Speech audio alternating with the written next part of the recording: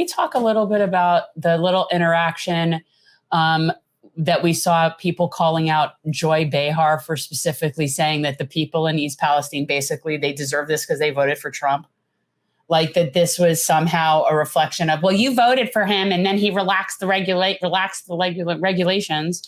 Nina Turner is a friend, and as much as we wish she was in Congress right now, she is, as you have pointed out, probably in an even better position to continue doing what she's doing because she has got zero F's. Oh, she was on with CNN. Oh, it was so good.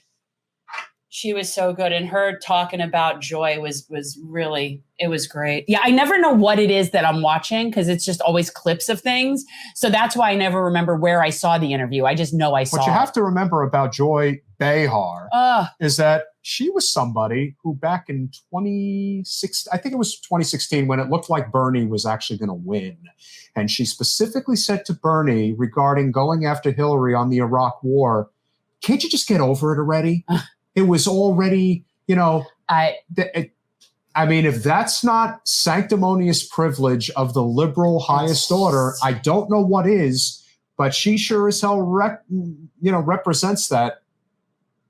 I've often said that one of the things that you have to remember about the way the Democratic Party has changed, and when we hear from people saying, well, the Republican Party is worse, I'm like,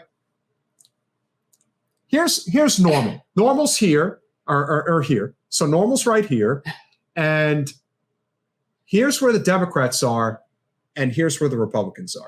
It doesn't matter if you have either one. You're screwed either way. You're just screwed a little bit less, but you're still screwed. And the people that are truly screwed are so screwed that it really doesn't matter to them. It really doesn't. Like, we've been canvassing and on the ground in one form or another periodically over the past 4 years, over two different administrations. I got to tell you, their lives still suck. The same people whose lives sucked under Trump still suck under Joe. And the people that are sitting there and arguing about it are people that are in a position that they can be arguing about it. And I'm still really trying to understand how people think that Biden is a good president or that he's done good things. And I had to have a conversation. I'm so angry right now when you say that. He just fucked labor. How is that a good president? I just had a conversation with a family member. I won't say who. You'll probably guess who. I'm sure I'll know. I think Joe is a good man. Like, if that's liberal sanctimony of the highest order. You don't know him. You've never been around him. You've only seen him on television. Is she aware of the crime bill? Is she aware? Well, it's like, in what capacity is he a good man? I would argue that he's responsible for a lot of death and destruction and serious generational trauma in Black and brown communities forever. Well, I'll tell you who's a good man. Okay, here it is, Danny. It's happening. This is for you, brother. Talk about Joy Behar. You've been on with them. Well, you've gone on The View with Joy, Bernie. Unfortunately, I don't have a lot of nice things to say about Joy. She is somebody who unfortunately has had me on The View. Yes. It's a morning show that, Jane watches every once in a while. I don't personally care for it. I think it is way below her level. I'm just saying. Look, it's not my cup of tea, but I go on there because apparently a lot of ladies who vote end up watching that show during the daytime. I mean, they have, free time. That's wonderful. But the thing, unfortunately, regarding Joy Behar that is a problem is that she had me on her show and asked me why I go after Hillary Clinton, Secretary Clinton, about her vote for the Iraq War. And she asked me to get over it. No, unfortunately, I can't get over it because we have endless war. We are never going to get where we need to go as a nation if we continue to have an overly, ridiculously large military budget. I do what I can with the limited options I have, but we must recognize that there is a genocide in Yemen. There is endless war in Syria. And if we are not careful, we are heading for endless war in Ukraine.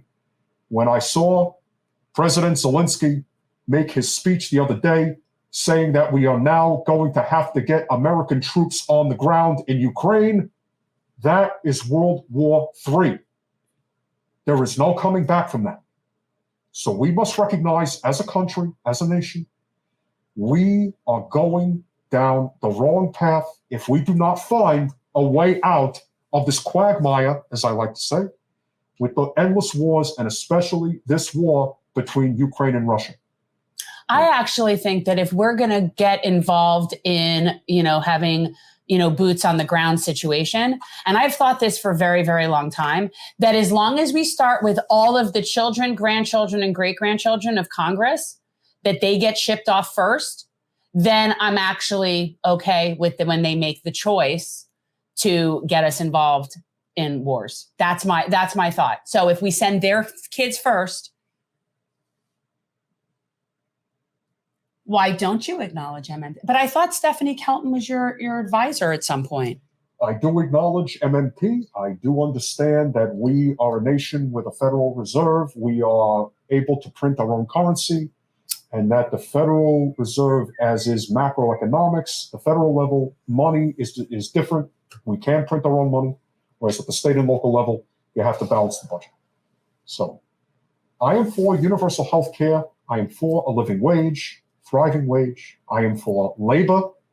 And you are definitely for parental leave. We just talked about that with our guest, the importance of the women and men being able to stay home with babies. The nurturing of our children for generations to come is very important. Yes. So when a child is born, they must be taken care of properly. And if not, they unfortunately are looking at a not so bright future. That is reflective in all the things that happen, not just in the early stages of development, but also through their early years and then later years of education. So unfortunately, we have a lot of problems going on in this country right now. But I have to keep saying, my good friend Joe, it's for, branding purposes, just trying to maintain the status quo here, Jen. What are we going to do? Yeah, he's not your friend. We're looking at a president. We're looking at a Trump and DeSantis presidency. And that's all. You know what? And you know what? Everybody has accountability in that, even you. Yes, I understand. Danny, I hope you enjoyed. Good to see you all. Thanks for watching. If you want to support our mission to transform politics into service, please like this video, subscribe, follow us on social media, and consider joining our Patreon, where you'll get early access to our interviews as well as other exclusive content. Links are in the description. Peace out.